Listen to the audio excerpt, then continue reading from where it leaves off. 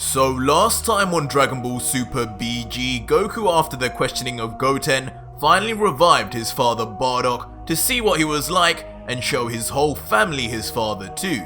But after hearing from him firsthand the story of how they saved him and the love and sacrifice of his mother Gine, who Goku had completely disregarded to think about, Goku finally placed the wish to revive her. And in today's manga, Goku will finally meet his mother Gine and introduce her for the first time to Chi-Chi, Gohan and Goten. But before we begin, support this video and channel by liking this video right now as you're reading this and watching till the very end for its hilarious conclusion. Enjoy. Our story continues after Goku has just revived his mother Gine after hearing of her sacrifice from Bardock. Understandably, Gine stands completely shocked and looks into the distance, seeing Goku and Bardock staring back at her. Goku mutters, "Mom, is that you?" While Bardock excitedly yells, "Gine! You did it, Kakarot! She's back!" As she looks over at the two very similar looking figures, she continues to think to herself, who are these people? Before she suddenly recognizes one of them, or at least she thinks so. "Bardock! My love! I've missed you so much!" And mistakenly runs straight for Goku. Bardock awkwardly reacts, Gine? While Goku is shocked as his mother runs to him thinking he's his father. Wait! Come give me a kiss, honey. Where on earth did you go? Don't leave me again. Closing her eyes and pouting, ready to kiss the wrong man. Goku reacts fast, however, to move his head away before yelling at her, Gine, stop! I'm not Bardock! Gine, noticing the voice is totally different to Bardock's, opens her eyes in complete confusion. She has no idea who this man with Bardock's hair is, but it's clear now he isn't her husband. She then hears two coughs from behind. Gine, I'm over here, my dear. Now please stop trying to kiss him, please. You're scaring the guy. Gine's face immediately drops in embarrassment. Sorry about that. But as she apologizes, she double takes between the two, still not knowing what's going on, before Goku breaks the silence and says, "Hi Mum, my name's Goku. I wished you back after Dad told me all about you. It's really nice to meet you finally." Gine, still not computing what Goku has said entirely, mutters, "Mum? Goku? What's going on here?" Bardock then intervenes to help out and says, "Gine, whether dead or alive, you being slow never changes, does it? That man over there is our baby boy, Kakarot. His name on this planet is Goku." Gine replies, absolutely shell-shocked. "What? Kakarot?" Hearing these words in disbelief, Gine looks Goku up and down, before sensing with her motherly instinct that this grown man is indeed her son, and her eyes immediately begin to water up as she mutters, "It's you! It's really you!" Almost instantly, a flashback of all the memories she's kept hidden after all these years comes back to her, about Kakarot's time as a baby, her final moments with him, and her constant worry about whether he reached Earth safely. As the tears begin to flood down her cheeks, she softly continues saying, "My baby boy, you survived.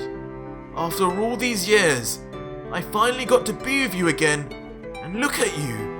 You're even bigger than your dad, and just as handsome.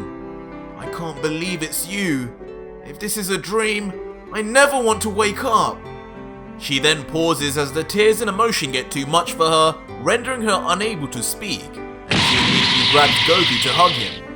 Goku looks at her awkwardly at first, with his low emotional intelligence meaning he can't quite understand whether she's happy or sad.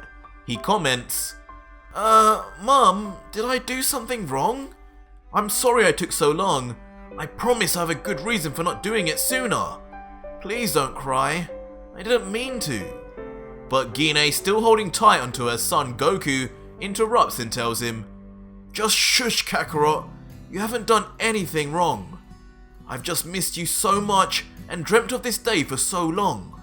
You have no idea how happy I am to finally be with you again, my son. I never want to let go of you again. But go on, tell me, what's even happened here? How am I back and why did it happen now years later? I missed your whole childhood. Goku then explains carefully to her, I know, Mum, I'm sorry. I wished you back with these 7 special orbs here on Earth. We call them the Dragon Balls. They allowed me to wish both you and Dad back. But I never did this before because when I came to Earth, I bumped my head and lost all my memories. I grew up never knowing about you guys. And it's only now did I just by chance get the urge to find out who my real parents were. I'm sorry. Bardock with a slightly disappointed face adds, Yep, quite the story. It seems our idiot son was quite the handful as a baby. It led to him falling down a ravine from what he said. Can't say I'm surprised, Gine. Are you? Gine then looks up to think about the past and starts to remember just how much of a loud, crying and restless baby Kakarot was. Now that I think about it, you were such a nightmare as a baby, Kakarot. You were crying all the time and causing all kinds of damage. Paragus' wife used to complain to me all the time about how your crying kept her baby son awake. But still, you were my little crybaby, and it's just so sad for me to see that I missed you growing up into a man. If only I could hold that baby version of you one more time. Goku, however, trying to chirp up the mood, interjects, Well, don't be too sad, Mum. I'm still young at heart, and we can make up for lost time now. I'll always be your baby boy. Haha. Awkwardly, Goku appears to be envisioning something that no mother should see. But of course, he's completely oblivious. With Goku's comedic reply brightening the mood, Gine smiles and replies, Haha. Oh, you big fool. I see you got my sense of humor. At least now, as your mother, I can at least take care of you as an adult and help you find a good wife. I don't know much about the women on this planet, but I know only the best and most beautiful is good enough for my handsome little boy. We just have to make sure you're careful. I never aged when I was in hell, so I'm still way too young to be a grandmother just yet.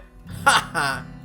Goku, hearing this though, just awkwardly places his hand behind his head and begins to tell her the reality of his life. Yeah, about that. I kind of already have a wife and 2 kids as well. Actually, I've got a grandchild too. So technically, Mum, you're a great grandmother. What? Gine looks back completely stunned. She hadn't realized just how long it'd been and didn't anticipate Goku's life to have progressed so much. Goku then continues, pointing to his left. If you didn't notice, they were actually standing over there. Gine slowly turns around to her right and sees in the distance 3 blurry figures. She suddenly realizes it's a lady and 2 young boys. Standing at a distance, Chi-Chi, Goten and Gohan wave to get her attention with awkward smiles. Wow, Kakarot, you weren't lying. There they are. And immediately then runs over to Goten and pats his head, recognizing him instantly due to his resemblance to baby Kakarot. So, you're my grandson. How could you not be with that head of hair? You're just like Kakarot. Goten replies a little annoyed, saying, thanks Grandma, but like I told Grandpa, I'm not a carrot. My name's Goten, Grandma. Gine then smiles and says, Oh, so polite and soft-spoken. Goten. Well, that's a lovely name. Your mother and father chose well. Goten is then left happy in her calming presence as if he's known her his whole life. She then walks over and sees Gohan and says, Wow, look at you. I didn't realize I had such a handsome grandson. You look like a real Saiyan. What's your name, sweetheart? Gohan then replies, Gohan, Grandma. It's nice to meet you. Sorry I couldn't introduce you to my daughter. She's at home with my wife. Gine replies, Your wife? How long have I been dead for? Even my grandson is married, let alone my son. "What's your daughter's name?" Gohan then replies, "Pan." Gine, trying not to be rude, smiles back but thinks in her head, "Goten, Gohan, Pan? Strange names on this planet, but if that's what Kakarot picked, then so be it." She then speaks out loud, "Now, where is this wife of yours, Kakarot? I bet she's beautiful, just like your mother," while Chi-Chi approaches from behind.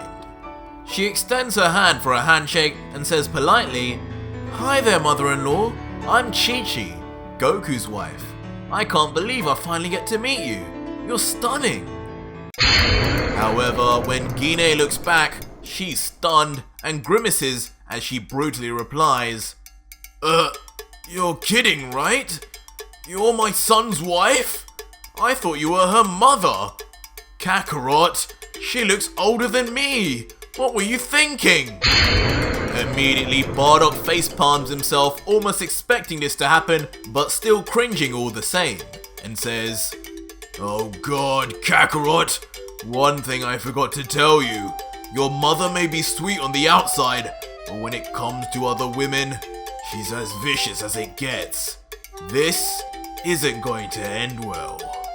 Surprisingly, however, Chi-Chi then, with a vein popping and trying to keep her calm, says, "Well, I'm sorry, Gine, but not all of us were able to not age in the afterlife for the last 30 years.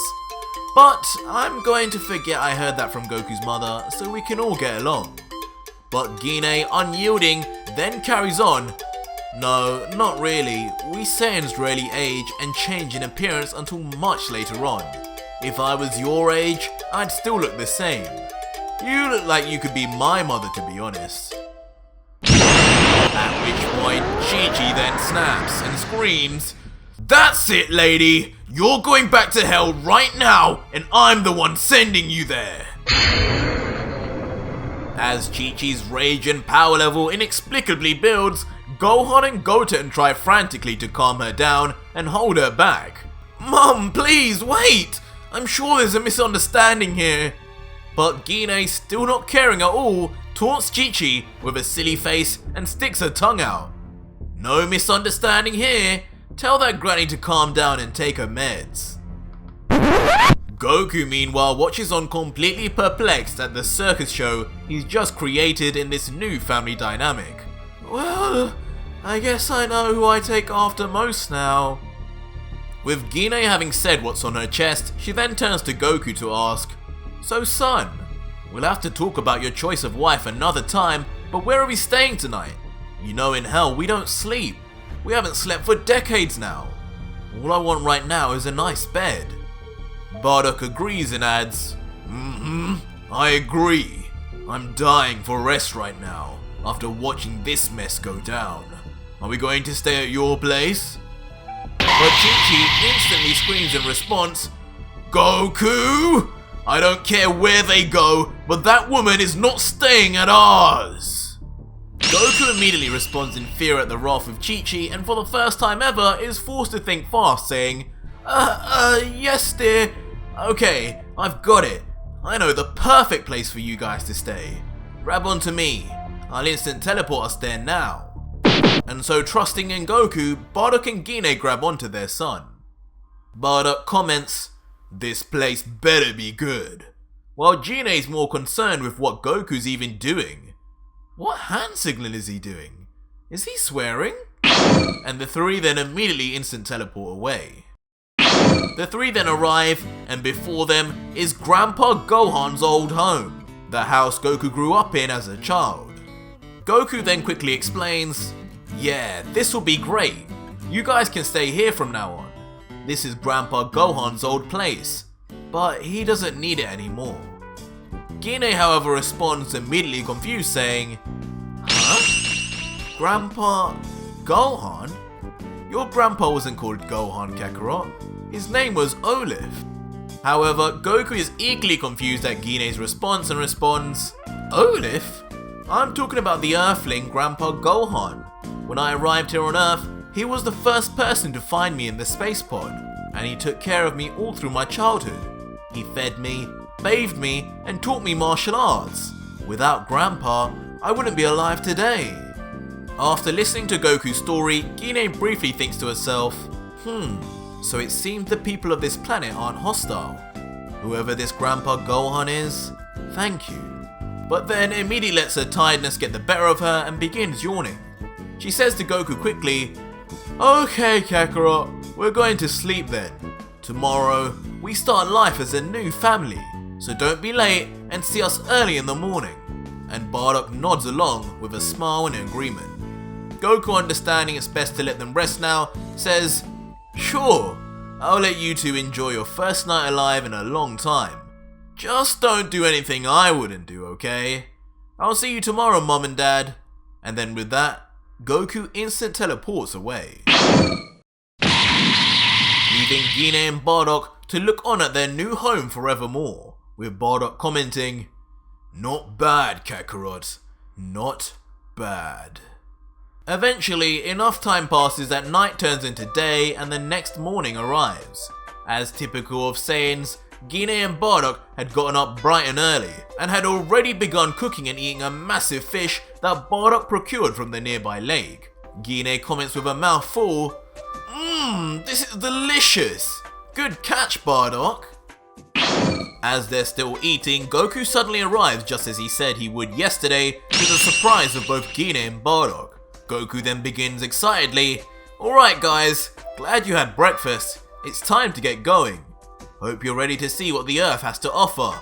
I think you guys will love it."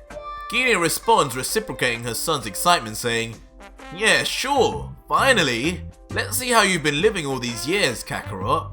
While Bardock coolly replies, "Whatever.